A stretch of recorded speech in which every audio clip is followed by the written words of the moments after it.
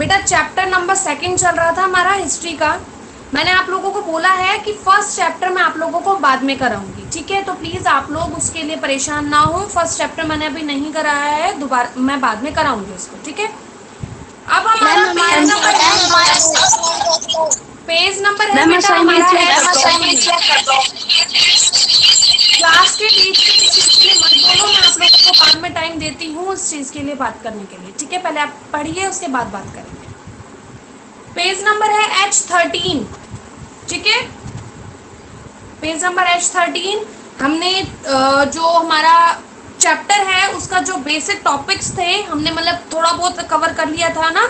हमने पढ़ लिया था कि कितने टाइप्स थे, ठीक है? जो हमारी क्या कहते हैं, जो हमारी हिस्ट्री को डिवाइड किया हुआ है उसको कितने टाइप्स में डिवाइड किया हुआ है, और हमने थोड़ा बहुत पढ़ लिया था पैलेलियोथिक के बारे में, ठीक है?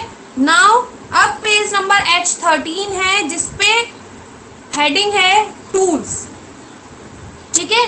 तो टूल्स का बेटा यहाँ पर बात आ रही है औजारों की, ठीक है? कि औजार कैसे बनाए जाते थे, किस तरीके से बनाए जाते थे। अभी ये बात आप लोग याद रखेंगे कि जो ये हमारा टॉपिक टूल्स का चल रहा है ना, ये बेटा उसी टाइम का चल रहा है। कौन से वाला? पैलेलियोथिक का टाइम का, जो हमारे फर्स्ट नंबर पे था, जो हमने पढ़ा था कि पैलेलियोथिक था जो सबसे पुराना था, ठीक है? जिसको हिंदी में बोला था पूरा पाषाण युग, ठीक है? तो पूरा पाषाण युग में जो औजार थे वो कैसे बनाए गए थे, ठीक है? पैलेलियोथिक में जो टूल्स हैं वो कैसे बनाए जाते थे और उनको यूज किस किस तरीके से किया जाता था, हम इसके बारे में पढ़ेंगे। देखिए, the tools made of stone of the old stone as, मतलब की बात थी पैलेलियोथिक मतलब पूरा पाषाण काल की। उसमें ये था, हमने पढ़ा था कि जो पूरा पाषाण युग है या फिर जो पैलेलियोथिक एज थी उसमें बेटा टूल्स बनाए गए थे पत्थरों से। ओल्ड स्टोन एज जिसको हमने पढ़ा था ना, पुराने, सबसे पुराने पत्थरों का युग जिसको बोला था, ओल्ड स्टोन एज। तो ऑफ कोर्स बात यही है कि जब नाम ही ओल्ड स्टोन एज है तो वहां पर अगर औजार बनाए जाएंगे तो उन औजारों को भी किस चीज से, किस औजारों को भी किससे बनाया जाएगा? वो पत्थरों से ही बनेंगे जो पुराने पत्थर हुआ करते थे, ठीक है? Have been found in the valleys of the Son. Valleys of the Son का मीनिंग है कि बेटा जो सोन नदी है उसकी जो घाटी हुआ करती है उसके ऊपर की तरफ मिलता था। एंड द झेलम रिवर्स, मतलब कि झेलम रिवर, झेलम नदी और सोन नदी की जो घाटी होती है ना, ऊपर की तरफ जो पत्थर मिलते थे ओल्ड स्टोन एज, उनसे पैलेलियोथिक मतलब पूरा पाषाण युग में औजार मतलब टूल्स बनाए जाते थे। They have also been found at various places in southern India, मतलब कि ऐसे जो ये पत्थर जो पैलेलियोथिक मतलब पूरा पाषाण युग में जो औजार बनाए जाते थे, टूल्स बनाए जाते थे बेटा, वो सिर्फ सोन नदी और झेलम नदी के ऊपर नहीं बल्कि कुछ कुछ एरियाज ऐसे भी थे जो हमारी साउथर्न इंडिया है ना, मतलब कि जो हमारा दक्षिणी भाग है भारत का, उसमें मिलते हैं। All the tools are made from quartz, a hard rock, मतलब कि बेटा मतलब अब आप लोगों को पता है अगर औजार बनाए गए हैं, आप लोगों को पता है स्किन कितनी टाइट होती है, ठीक है?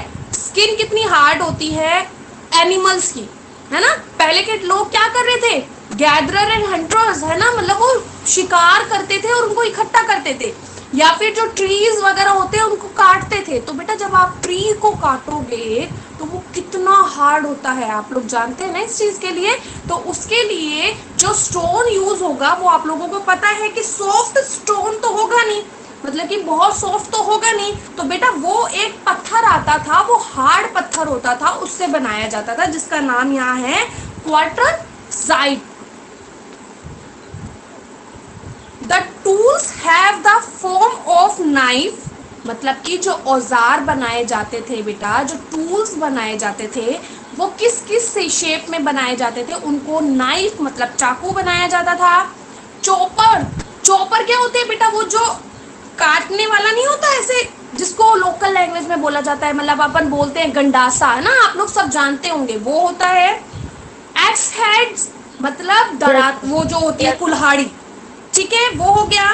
एंड डिगिंग इंस्ट्रूमेंट्स, डिगिंग का मतलब होता है बेटा खुदाई करना, खोदना, ठीक है। मतलब कि नाइफ हो गया, उसके बाद में हमारा चॉपर हो गया मतलब गंडासा चक्कू, एक्स हेड्स मतलब कि कुल्हाड़ी, एंड डिगिंग इंस्ट्रूमेंट्स मतलब कि खुदाई करने वाले इंस्ट्रूमेंट्स मतलब खुदाई करने में यूज आने वाले उपकरण। ये सब चीजें बनाई जाती थी पहले के टाइम पे। The tools of stones used by early man in old stone age were crude, rough and unpolished। मतलब बेटा आप लोगों को पता है, आप लोग इस चीज के लिए अच्छे से जानते हैं, हम लोग पहला लियोथिक मतलब पूरा पाषाण युग में ये चीज पढ़ चुके हैं कि उस टाइम पे जो चीजें बनती थी वो थोड़ी रफ बनेंगी, ठीक है, धीरे धीरे उनको ठीक किया जाएगा। इसीलिए मतलब कि ऐसा होता था, वो फ्रेश पीस नहीं होता था। जैसे आप लोगों को आज के टाइम पे पता है कि हर एक चीज बिल्कुल अच्छी मिलती है, क्यों? क्योंकि उसको टेक्नोलॉजी के थ्रू धीरे धीरे धीरे धीरे बिल्कुल फिट कर दिया गया है ना। तो क्या था पहले, ना ही तो वो अनपॉलिश होती थी, मतलब कि उस पर पॉलिश नहीं होती थी, और थोड़ी रफ होती थी, वो प्रॉपर इन शेप नहीं होती थी, ठीक है। The tools were of three kind, मतलब कि जो टूल्स बनाए जाते थे पहला लियोथिक एज में, मतलब पूरा पाषाण युग में औजार बनाए जाते थे, वो तीन टाइप्स के होते थे। They are core tools, flake tools and blade tools. मतलब ये तीन थे। कोर को हिंदी में कोर ही बोलते हैं, फ्लैग को हिंदी में शल्क टूल बोलते हैं, और ब्लेड ब्लेड ही होता है, आप लोगों को पता है, ठीक है। अब हम पढ़ते हैं कि कोर टूल्स क्या होते थे, मतलब कोर औजार क्या होते थे। देखिए, core tools were made by the core method, मतलब कोर मेथड होता है, उसके थ्रू कोर टूल्स बनाए जाते थे। In other words, they were made by chipping away portion of a piece of rock till they got the desired shape। मतलब अब आप लोगों को पता है कि औजार बनाना है, टूल बनाना है, ठीक है। चाहे आप किसी को ऐसे मारते हैं, मतलब ऐसे पॉइंट आउट करते हैं, तो उसका आगे का क्या होता है, पेन पहना होता है ना, कुछ ना कुछ तो शेप होती है, चाहे वो थोड़ा मोटा हो, उससे छोटा बिल्कुल पतला हो जाए, है ना। तो क्या होता था बेटा कि उस पत्थर को, जो हार्ड पत्थर हमने पढ़ा है ना, उस पत्थर को जब तक घिसा जाता था, ठीक है, पत्थर को अपन घिसेंगे तभी तो पहना होता है ना वो, तब तक उस पत्थर को घिसा जाता था कि जब तक वो एक डिजायर्ड शेप, मीनिंग उस शेप में ना आ जाए जब जिस शेप तक हम चाहते हैं, ओके। दे वर पियर शेप, पियर क्या होती है बेटा, पियर होते नाशपाती, मतलब कि वो जो शेप्स होती थी वो नाशपाती की शेप में होती थी। That is they had no handle, मतलब कि पहले वो जो औजार बनाए जाते थे, जो टूल बनाए जाते थे, वो पियर शेप में होते थे, मतलब कि नाशपाती की शेप में होते थे। And the second thing is कि उसको पकड़ने के लिए कोई हैंडल नहीं होता था, डायरेक्ट पकड़ा जाता था। आजकल आपको पता है नाइफ को पकड़ने के लिए भी हैंडल होता है ना, पीछे लगा होता है प्लास्टिक का या लकड़ी का, है ना। कुल्हाड़ी को पकड़ने के लिए भी होता है, उसके ऊपर लकड़ी लगी हुई होती है। गंडासे को पकड़ने के लिए भी होता है। बहुत मतलब कि जो जो चीजें हार्ड होती हैं, मतलब कि हार्ड इन द सेंस कि जो जो चीजें हार्मफुल होती हैं, कि उससे हार्म हो सकता है, नुकसान हो सकता है, उन सबके लिए सेफ्टी के लिए उनको पकड़ने के लिए चीजें लगाई गई है। क्यों? क्योंकि अब धीरे धीरे वो चीजें बदलती जा रही हैं, डेवलपमेंट होता जा रहा है, ठीक है, डेवलप करते जा रहे हैं, समझ गए। तो ऐसे ही बेटा पहले के टाइम पे नहीं था, क्योंकि वो स्टार्टिंग टाइम था। जो पैलेलियोथिक एज है, पूरा पाषाण युग है, वो स्टार्टिंग था, तो इसलिए उस टाइम इतना पता नहीं था। कहाँ गया, हाँ, they were pear shaped, that is they had no handles, they were used as hand axes, मतलब कि उन जो औजार, जो टूल्स बनाए जाते थे, उनको यूज कैसे किया जाता था, वो कुल्हाड़ी की तरीके से यूज किया जाता था। For purpose of cutting trees and digging the earth, मतलब कि उस जो कुल्हाड़ी बनाई जाती थी, हैंड एक्सेस मतलब हाथ में जो यूज करने वाली कुल्हाड़ी बनाई जाती थी, वो मोस्टली यूज किया जाता था किसके लिए, कि पेड़ों को काटने के लिए और खुदाई करने के लिए, ठीक है, जमीन को खोदने के लिए। समझ आ गया कोर टूल्स। नेक्स्ट है फ्लैग टूल्स, हिंदी में होता है बेटा शल्क उपकरण।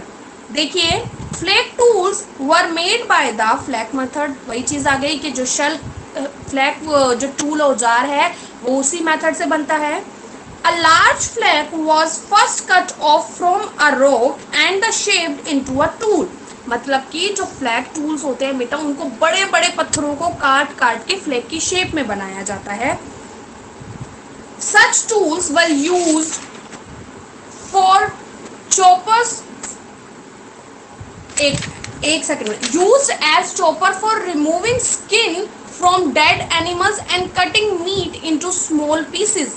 मतलब कि जो फ्लैग टूल्स होते थे ना बेटा इनको मोस्टली यूज किया जाता था जो डेड एनिमल्स होते हैं, मतलब जो मरे हुए जानवर होते हैं उनकी स्किन हटाने के लिए, और उन्हीं के साथ साथ जो उनके जो पीसेस होते थे, मीट के पीसेस मीट होता था उनको छोटे छोटे पीसेस में कट करने के लिए। ठीक है। Third one is blade tools. ठीक है, ब्लेड हिंदी में उसको ब्लेड टूल ही, ब्लेड औजार ही बोलते हैं। Blade tools were longer and gradually evolve into knives, spears and arrow heads. मतलब कि जो ब्लेड, मतलब ब्लेड का आ गया मतलब बहुत पैने वाला है ना, तो वो किसकी शेप में होते थे, नाइफ की शेप में होते थे। ठीक है, भाले की शेप में होते थे। स्पेयर मतलब भाला जो आप लोगों को पता है ना, आगे से बिल्कुल चोंच टाइप में होता है और उसके पीछे डंडा होता है। अब डंडा बनने लगा है, पहले डंडा नहीं होता था। ठीक है, एंड एरो हेड्स है। एरो हेड्स का मीनिंग है जिसका सिरा बिल्कुल पतला होता है, मतलब एरो की शेप में होता है ना, ऐसे होती है ना एरो की शेप ऐसे। ठीक है, तीरे वाली शेप में। ठीक है, तो ये थे हमारे पैलालियोथिक में जो टूल्स थे वो कैसे बनाए जाते थे। नाउ अब हम पढ़ेंगे पैलालियोथिक एज में life of man in the old stone as. मतलब लाइफ कैसी थी ओल्ड स्टोन एज, मतलब कि पैलालियोथिक की बात आ रही है। पूरा पाषाण युग, पूरा पाषाण युग क्या था, पुराने पत्थरों का युग। ठीक है, पैलालियोथिक क्या था, ओल्ड स्टोन एज, मतलब कि पुराने पत्थरों के टाइम पे लोग कैसे रहते थे। देखिए फर्स्ट पॉइंट इज केव ड्विलिंग, मतलब गुफा। केव क्या होती है, गुफा होती है। ड्विलिंग होती है आवास, आवास मतलब उनका घर। सीधी सीधी बात है, उनके पास कोई चीजें थोड़ी ना थी। आज आप लोगों के पास बड़े बड़े घर है, अच्छे अच्छे घर है। वो कहाँ रहते थे, वो बेटा जो पहाड़ वगैरह होती है उनके बीच बीच में जैसे स्पेस होता है ना, वो होती है गुफा, उन गुफाओं में रहते थे। देखिए man in the old stone age lived in natural caves. Natural cave का मतलब होता है जो बनाई नहीं जाती, खुद बनी हुई होती है ऑलरेडी, है ना। बहुत सारे पहाड़ों के बीच में स्पेस होता है, पत्थरों के बीच में स्पेस होता है। ठीक है, वो बनाता नहीं है। नेचुरल का मीनिंग होता है जो ऑलरेडी बनी हुई होती है, उनको कोई बनाता नहीं है। मैन मेड का मीनिंग होता है कि मानव के द्वारा बनाया हुआ। ठीक है, The caves provide protection from cold weather and wild animals। मतलब अब आप लोग घर में रहते हैं, क्यों रहते हैं आप लोग घर में, क्यों, क्योंकि आप लोग मतलब आज के टाइम पे तो होएगी, सबके पास होते हैं घर, है ना।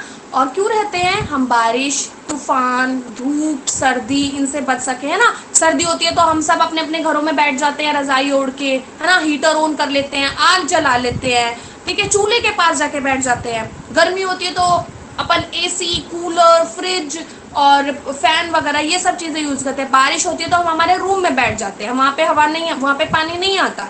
ठीक है, और आप लोगों को पता है कि जब तक हम हमारे घर के गेट बंद रखेंगे तो वहां पर कोई एनिमल नहीं आ पाएगा। ठीक है, जो ये एनिमल्स होते हैं, जो आवारा पशु वगैरह होते हैं, घूमते रहते हैं, वो सारी चीजें। एक बात अलग होती है, हम हमारा पर्सनल पेट रखते हैं, हम उनको पालते हैं। ठीक है, उनके अलावा जब तक हम नहीं चाहेंगे वो नहीं आ पाएंगे, है ना।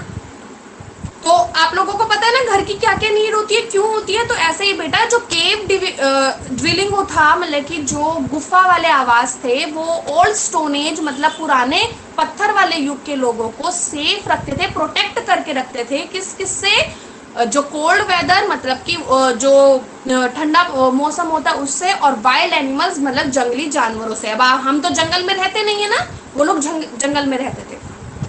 Next is food. अब हम बात करते हैं फूड की। हमने पढ़ा था वो फूड कैसे कलेक्ट करते थे, एनिमल्स से, है ना।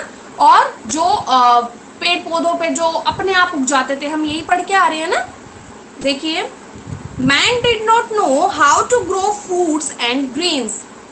पहले के टाइम पे किसी को थोड़ी ना पता था कि फ्रूट्स को कैसे उगाया जाता है, अनाज कैसे उगाया जाता है ना।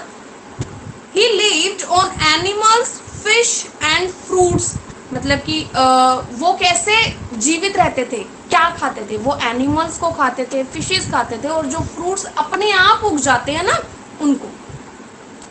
द मीट और other food that man eat was raw. Raw का मीनिंग है कच्चा। आप रो लिखा हुआ है RAW, उसको अंडरलाइन करिए और लिखिए कच्चा। कै, आधा चे, पूरा चे और आका डंडा, कच्चा। बात ये है पहले आग थोड़ी ना थी, उनको आता ही नहीं था आग में, उनको पता आग ही नहीं थी तो पकाने का मतलब उनको पता ही कैसे चलेगा कि खाना पका के भी खाना चाहिए, है ना। तो वो लोग ये सारी चीजें कच्ची खाया करते थे। Man lived in small groups, जो रहते थे लोग वो स्मॉल ग्रुप्स में रहते थे, छोटे छोटे ग्रुप्स में रहते थे।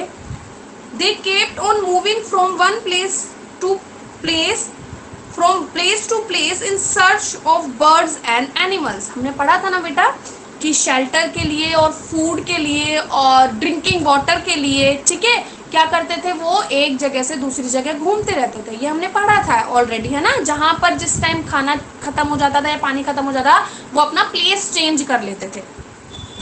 It was a wondering life. Wondering का मीनिंग होता है बेटा भटकना। अंडरलाइन करिए और लिखिए भटकना, इधर से उधर जाने वाला। मतलब कि वो जो लाइफ थी वो वंडरिंग लाइफ, मतलब भटकने वाली लाइफ थी। Spent mostly in fear and hunger. सीधी बात है बेटा, कोई कितना कितना शिकार कर लेगा, है ना। या आपको पता है जो वाइल्ड एनिमल्स होते हैं वो बहुत ज्यादा डेंजरस होते हैं, उनको इतना पकड़ना भी आसान नहीं होता, है ना। और फ्रूट्स भी कोई कितना अपने आप उगा हुआ मिल जाएगा। तो इसीलिए उनकी लाइफ थी ना वो बेटा, वो बहुत ज्यादा भूखी, मतलब कि वो आधे भूखे रहा करते थे, वो पूरी तरीके से खा नहीं पाते थे, और उनका जो लाइफ थी वो फियर मतलब डर में थी। क्यों? क्योंकि उनको वाइल्ड एनिमल्स से प्रॉब्लम थी, है ना, वाइल्ड एनिमल्स से उनको डर था। Now the next topic is discovery of fire, मतलब कि आग की खोज कैसे की उन्होंने। देखिए, इट वॉज प्योर चांस। अब आप लोग ये चीज याद रखेंगे कि डिस्कवरी ऑफ फायर थी वो पैलालियोथिक एज, मतलब कि जो फायर की खोज की, आग की खोज हुई थी वो पूरा पाषाण युग में हुई थी। ठीक है, एक क्वेश्चन बना, when was fire discovered in palaeolithic age. Okay, मतलब कि फायर का आविष्कार कब हुआ, फायर को कब, आग को कब खोजा गया, वो पूरा पाषाण युग में खोजा गया। मतलब फर्स्ट युग में जो हमारा फर्स्ट था ना, तभी आग की खोज हो गई थी बेटा। ठीक है, देखिए, it was pure chance that lead to the discovery of fire, मतलब कि ये एक बहुत अच्छा चांस रहा। Man notice that a hard stone when struck, struck word है STRUCK, इसको अंडरलाइन कीजिए और ऊपर लिखिए टकराती। टकराती या रगड़, जैसे अपन एक दूसरे को ऐसे ऐसे नहीं करते, है ना, ऐसे ऐसे करते हैं, वो चीज। ठीक है,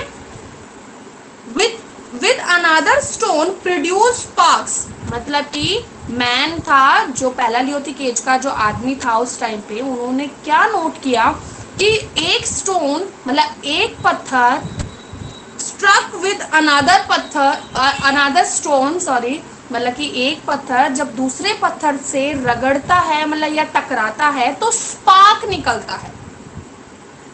स्पार्क मतलब चिंगारी type, which lighted a fire, जो आग जलाती है। देखिए, when it touch dried leaves, मतलब वो जो स्पार्क निकली, उन स्टोन्स में से जो स्पार्क निकली, उन स्पार्क के थ्रू अगर वो ड्राइड लीव, मतलब कि सूखी पत्तियों में चली जाती है, तो उनमें आग लग जाती है।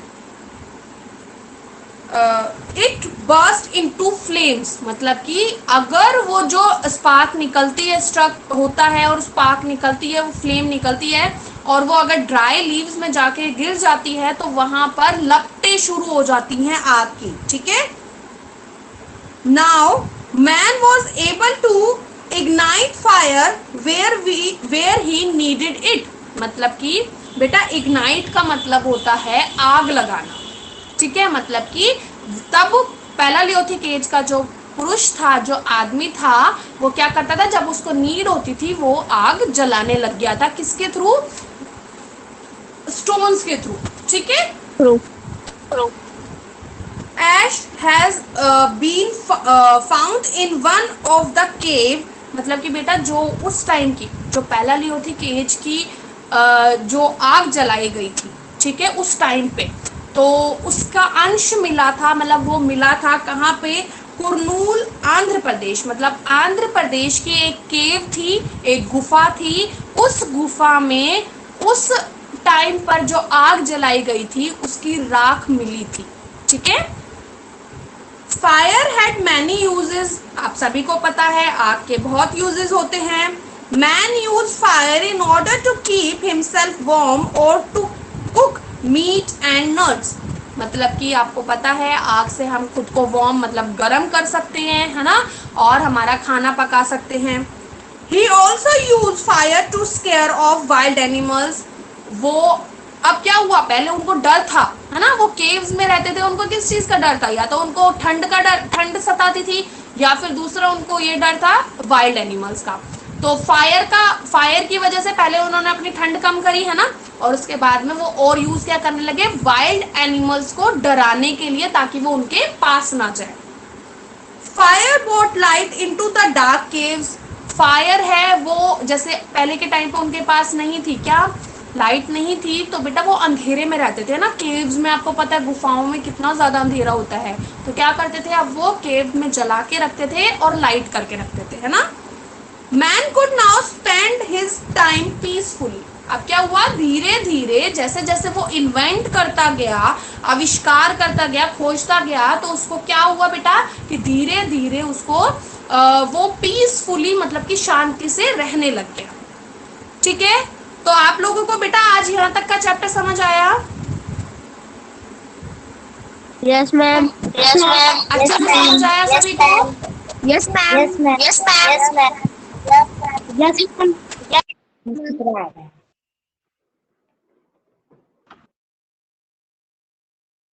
हाँ जी बेटा, आप लोगों को सबको समझ आ गया? Yes, ma'am. हाँ जी। तो आज के लिए हम इतना ही करें, आज के लिए हम इतना ही करें ना। मैम असाइनमेंट चेक कर लो। असाइनमेंट बेटा आप लोग मुझे व्हाट्सएप पे सेंड करेंगे, ठीक है। असाइनमेंट मेरे पास असाइनमेंट 2-3 बच्चों का आया है, उनका मैंने चेक करके उनको मैसेज कर दिया है। आप लोग मुझे अपना असाइनमेंट सेंड करेंगे अभी, ठीक है। आज आप लोगों का लास्ट सबमिशन डे था, आप लोग अपना असाइनमेंट सबमिट करेंगे और उसके बाद में बेटा आप लोग अपना जो चैप्टर हमने आज रीड किया है जहाँ तक, आप लोग उसको रीड करेंगे, ठीक है। कोई भी प्रॉब्लम आती है आप उसको देखेंगे और कल मुझसे जो भी प्रॉब्लम होगी आप उसे शेयर करेंगे कि मैम हमें यहाँ पर ये चीज़ समझ नहीं आई है, क्योंकि बेटा जब तक आप लोग नहीं करेंगे, सेल्फ स्टडी नहीं करेंगे, तब तक आप नहीं समझ पाएंगे, ठीक है। तो आप लोग प्रॉमिस करोगे कि करोगे रीड आज? बोलो। Very good, very good, very good. हाँ जी। तो आप लोग आज मुझे असाइनमेंट भेज दिया। हाँ जी बेटा मुझे मिल गया और मैंने आपको मैसेज भी डाल दिया है। आप लोग मुझे अभी अपना असाइनमेंट सबमिट कराएंगे, अपना रीड करेंगे चैप्टर, डिफिकल्ट वर्ड लिखेंगे, ठीक है, क्वेश्चंस लिखेंगे, तो इन बिटवीन क्वेश्चंस बन रहे हैं आप उनको लिखेंगे, ठीक है। और यही था आज का तो क्लास, क्योंकि ज़्यादा मैं आपको पता करवाऊंगी नहीं क्योंकि आप कंफ्यूज हो जाओगे, तो बाकी की हम क्लास कल कंटिन्यू कर लेंगे, ओके।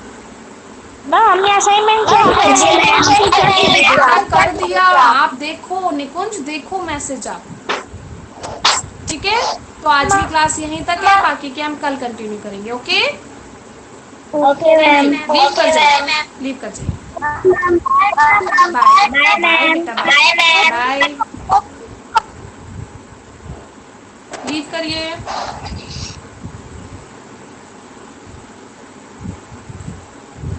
लीव करिए बेटा। अदिति लीव करो, प्रिया लीव करो, हाँ जी प्रिया, हाँ जी हाँ जी बोलो। मैम आपने कौन सा असाइनमेंट? बेटा वो असाइनमेंट था हॉलीडेज होमवर्क का। अपना हॉलीडेज होमवर्क चेक करो और वो असाइनमेंट मुझे करके सबमिट कराओ। फटाफट लीव करो बेटा, ओके मैम। मेरे को और क्लास भी लेनी है। लीव करिए फटाफट। कुणाल, निकुंज, जीवितेश, हैप्पी, वासु, लीव करिए फटाफट।